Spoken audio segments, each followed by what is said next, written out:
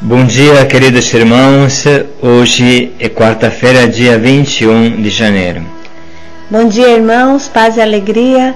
Hoje vamos meditar o Evangelho de Marcos, capítulo 3, versículos de 1 a 6. Antes, façam o bem, e depois pensem no que vocês fizeram.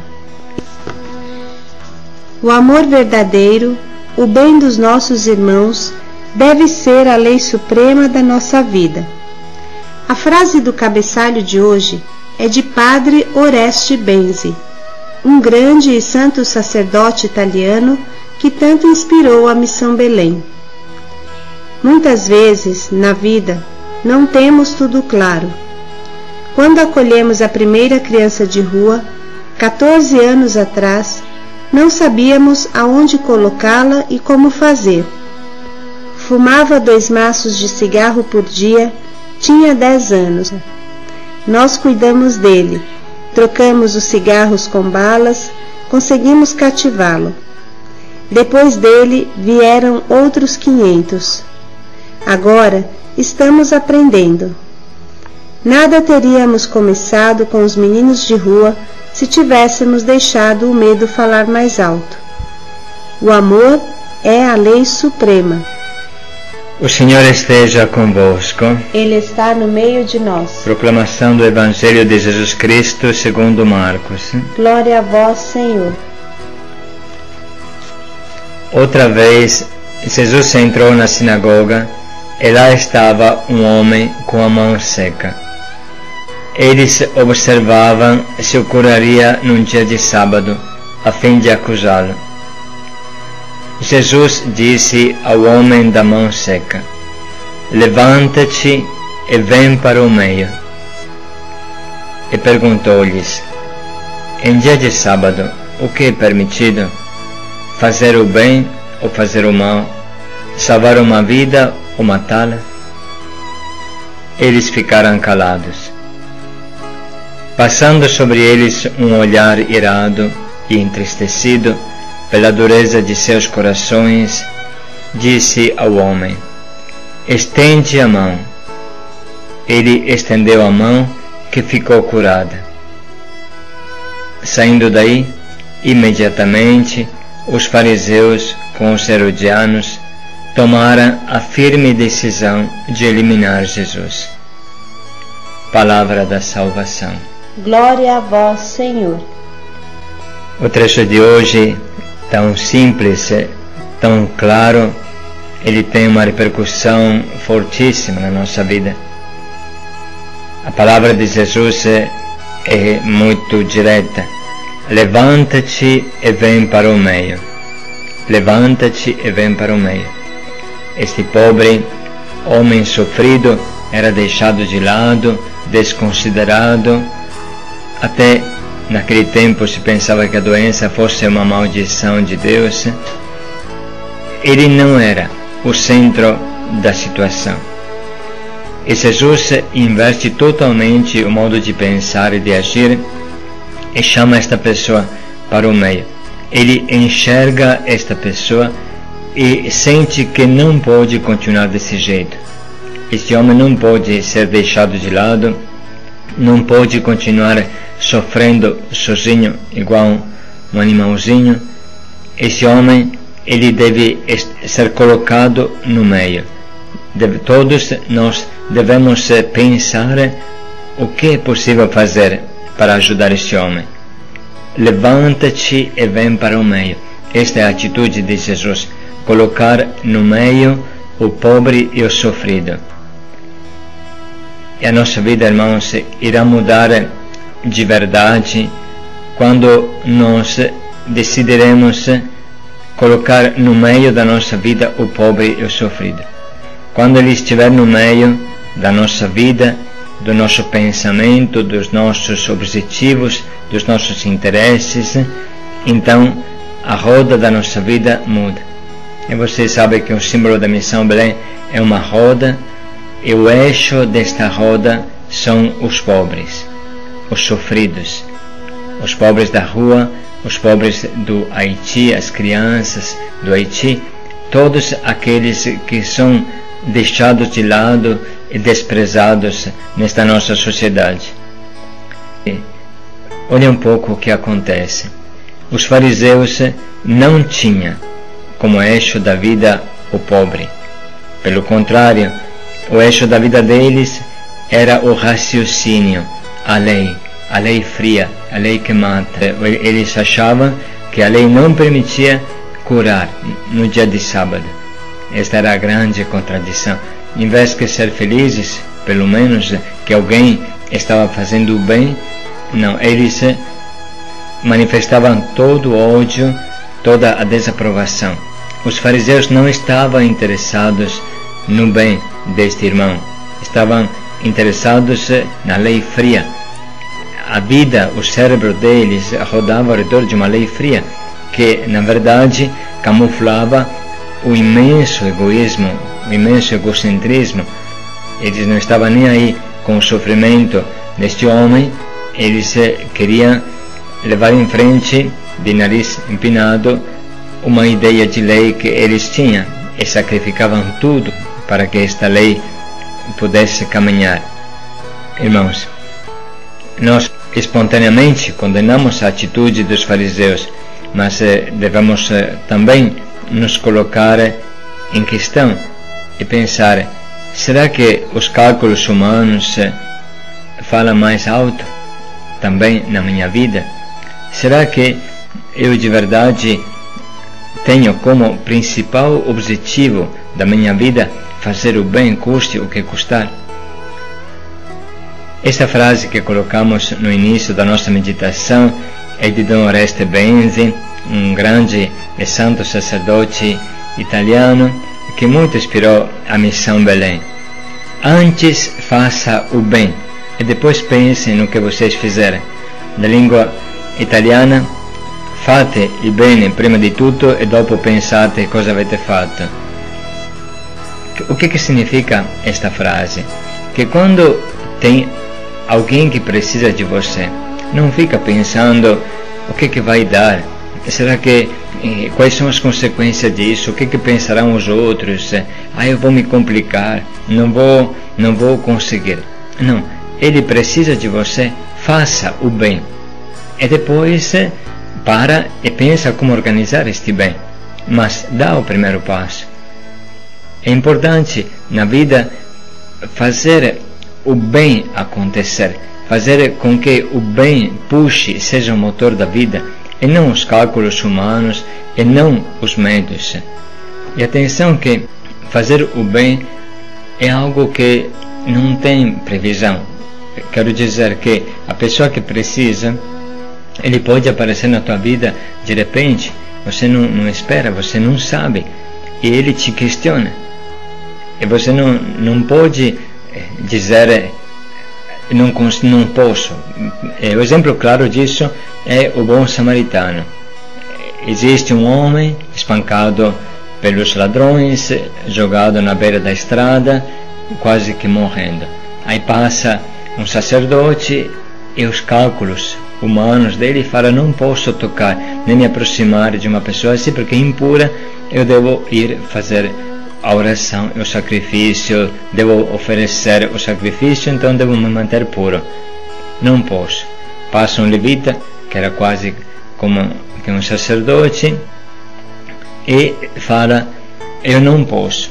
O cálculo humano dele fala mais alto.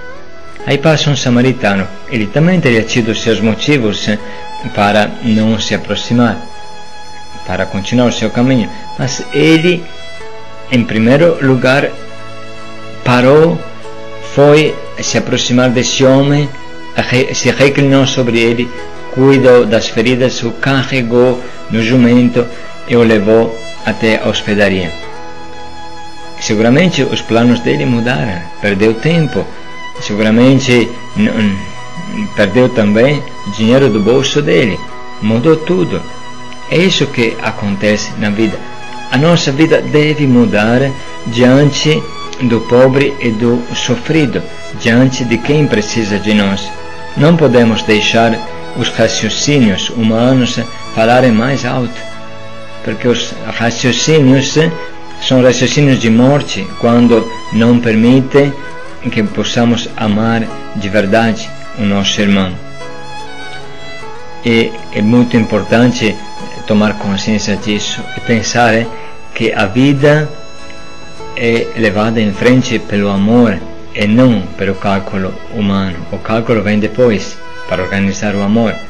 Pense, por exemplo, se você casa, se você casou, você que está escutando, se você casou por um cálculo humano, se você fez o organigrama ou o diagrama do casamento, ou se você casou por amor, entende? Você não sabia o que aconteceria em cada dia no teu casamento, mas você casou, porque o amor falou mais alto. Pense, você que se consagra, se você sabe tudo o que acontece dia por dia depois da consagração. Você casou porque você ama imensamente a Deus. Fala juntos, vamos, a vida inteira, até o fim, acontece o que acontecer. Entende que as coisas mais importantes da vida têm como alicerce o amor.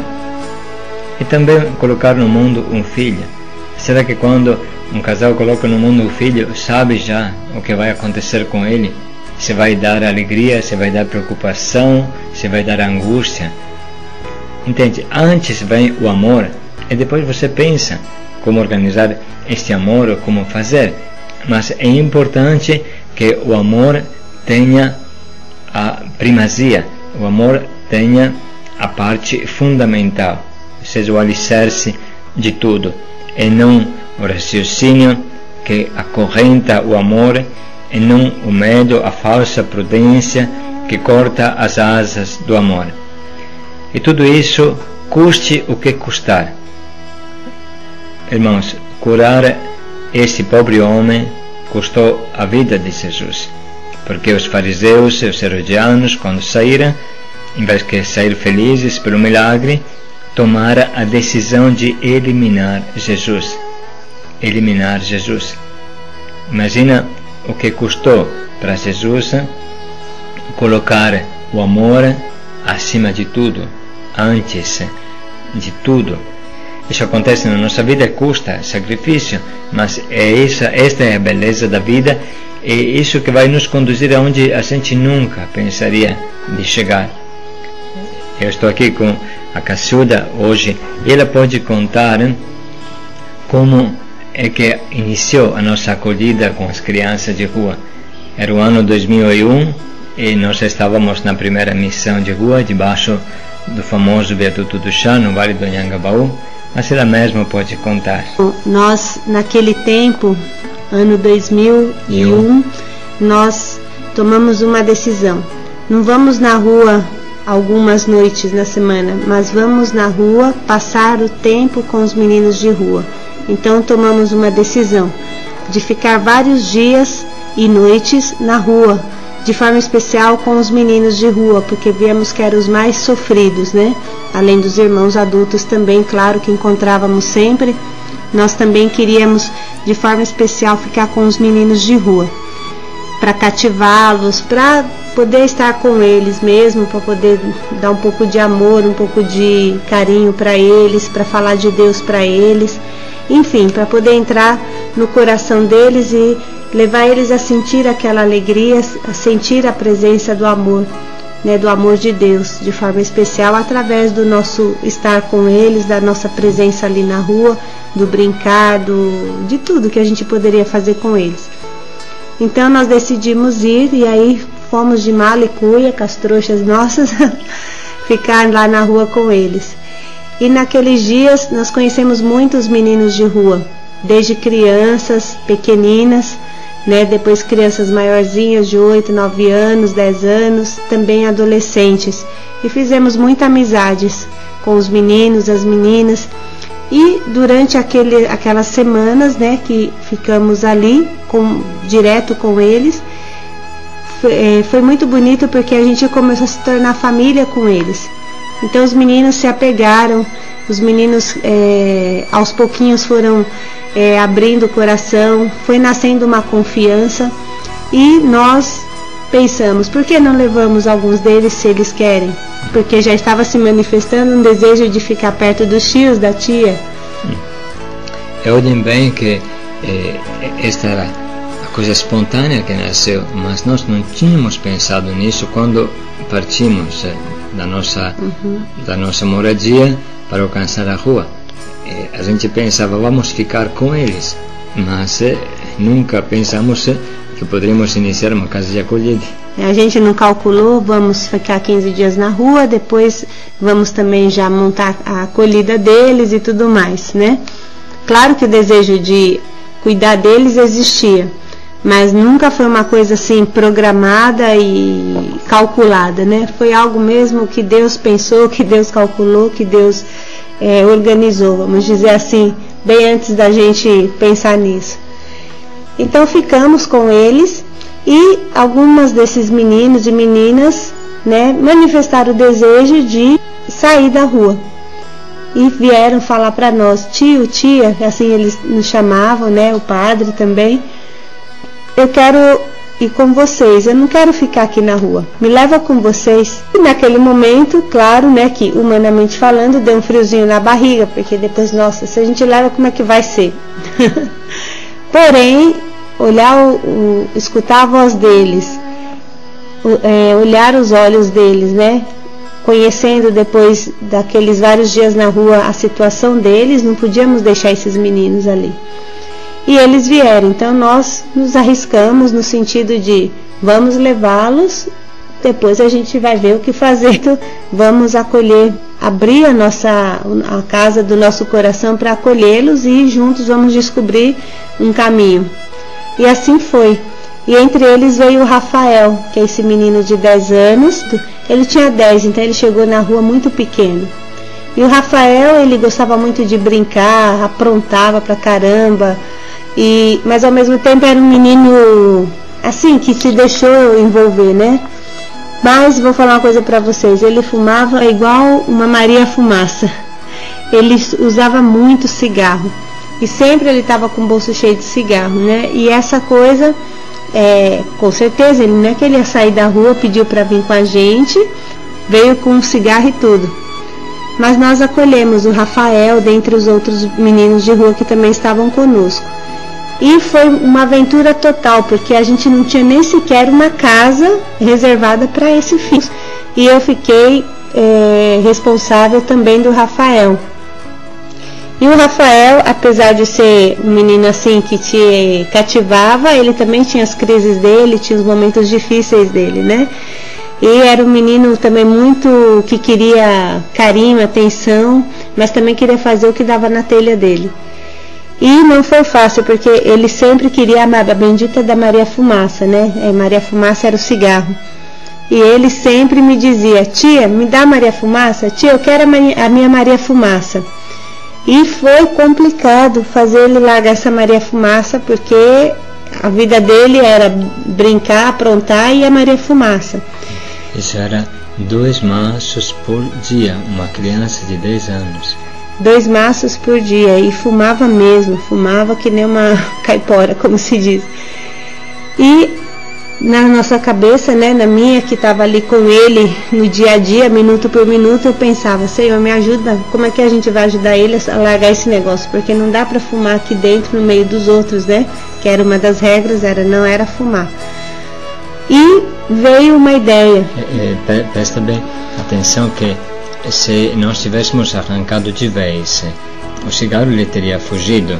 Então, agora a Cacilda vai explicar a ideia que ela elaborou, que não é fácil assim convencer de vez a deixar a cola, deixar o cigarro. Sim, não é fácil mesmo, é muito complicado, porque já é o hábito deles. E para eles aquilo é bom, porque faz com que eles esqueçam a tristeza, esqueçam os sofrimentos, esqueçam a falta de amor que eles sentem, a falta do pai, da mãe. Então é uma válvula de escape, como a gente diz, e eles acabam se apegando a isso de uma maneira muito forte. Então veio essa ideia, porque a gente não dá bala para eles, pirulito. E aí eu pedi doação de pirulito. E aí eu falei para ele, vamos fazer o seguinte, eu te dou, cada Maria Fumaça que você quiser, você me procura, que eu vou te dar uma coisa muito melhor do que a Maria Fumaça. Aí ele, tia, é verdade, tia? Eu falei, é. E assim eu comecei a dar pirulito para ele, em vez de dar o cigarro, eu dava um pirulito. Ele aceitou de deixar o cigarro que ele trouxe comigo, né? E aí, com jeito, com paciência, a gente foi explicando e ajudando ele a vencer as crises, porque não é que era simples convencê-lo que não era legal fumar cigarro, entende? Porque para ele era o amigo que ele tinha até então.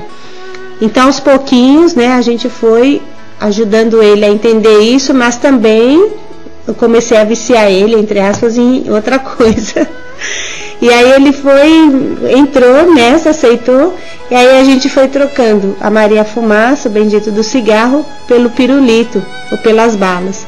E aí o Rafael acabou ficando viciado em pirulito, e não mais na Maria Fumaça. Mas foi de Deus mesmo essa luz, porque era muito complicado fazê-los entender isso, né?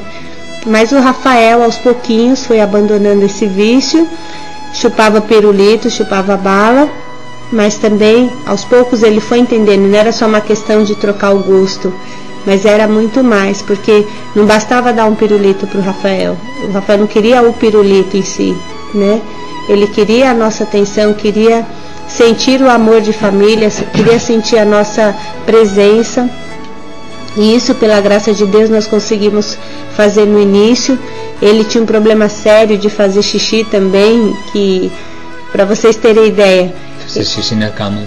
Fazer xixi mesmo na cama. A gente colocou ele numa beliche e um dia ele ficou, tia, eu quero dormir em cima. E depois, tá bom, deixei ele dormir em cima, porque a gente tinha medo que ele virasse, que não era uma beliche um pouco alta, não tinha muita proteção. Mas deixei ele dormir e ele fez xixi de uma forma escandalosa, porque ele conseguiu atravessar a cama dele, que estava em cima, atravessou a mim, que estava na parte de baixo, e o xixi foi parar embaixo da cama. Uma poça de xixi enorme, para ver como ele era tão, desequilibrado em todos os sentidos. Mas o Rafael, graças a Deus, perseverou, ele conseguiu continuar nesse início, né, nessa aventura que Deus permitiu que a gente iniciasse juntos. E depois, também com a graça de Deus, o Silvio e a Marlene, que é o nosso casal acolhedor, o primeiro casal da nossa missão, eles também deram o sim deles acolhendo o Rafael, e assim proporcionou para o Rafael a vida de família que ele tanto esperava e desejava, que era sentir o amor e o carinho de um pai e de uma mãe, e também de irmãos, porque o Silvio e a Marlene já acolhiam também outros meninos. Mas foi uma aventura única e muito assim de Deus, porque de verdade é isso. Se a gente calculasse, olha, desculpa, mas nós não podemos levar vocês agora, porque a gente não tem uma casa, a gente não tem as coisas necessárias, precisa antes organizar tudo isso, aí daqui um mês eu volto aqui, pego vocês e levo, vocês acham que ia ter menino lá esperando? Podia ser que eles nem vivos mais estivessem, porque a violência da rua é feroz, não só no mundo dos adultos, mas principalmente no mundo das crianças e dos adolescentes de rua. Então a gente poderia ter perdido definitivamente o Rafael se nós tivéssemos calculado com a nossa cabeça humana a acolhida. Nisso que a Cacilda explicou, é possível entender como é que nasceu a acolhida das crianças de rua. Depois disso, nós começamos a conhecer o aspecto dos juízes, do fórum, dos abrigos, das leis, e foi tudo se encaixando, nasceram vários abrigos, e daquele primeiro momento com Rafael até hoje seguramente passaram mais de 500 crianças que encontraram uma vida nova. Entende que nunca teríamos conseguido isso se quiséssemos tudo claro no primeiro momento. Então foi Rafael que puxou, foi o amor ao Rafael que puxou todo o restante, inclusive os casais acolhedores. Então, irmão, mais uma vez vamos ler esta palavra de Deus, depois receber a bênção, e cada um de nós pode pensar no que Deus está pedindo para ele hoje. Jesus entrou na sinagoga e lá estava um homem com a mão seca. Eles observavam se o curaria num dia de sábado a fim de acusá-lo. Jesus disse ao homem da mão seca: levanta-te e vem para o meio.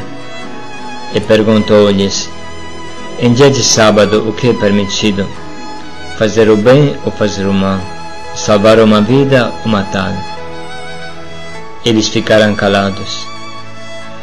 Jesus, passando sobre eles um olhar irado e entristecido pela dureza de seus corações, disse ao homem: estende a mão. Ele estendeu a mão, que ficou curada. Saindo daí, imediatamente os fariseus com os herodianos tomaram a decisão de eliminar Jesus. E nós hoje também vamos pensar de qual lado estamos, se queremos imitar Jesus e fazer o bem sem calcular tudo o que isso vai custar depois, ou se queremos ser igual aos herodianos que matam o amor, igual aos fariseus que matam o amor. Espero que cada um de nós possa tomar um propósito claro de se entregar no caminho do amor. Paz e alegria a todos vocês e que Deus abençoe cada um. Paz e alegria a todos.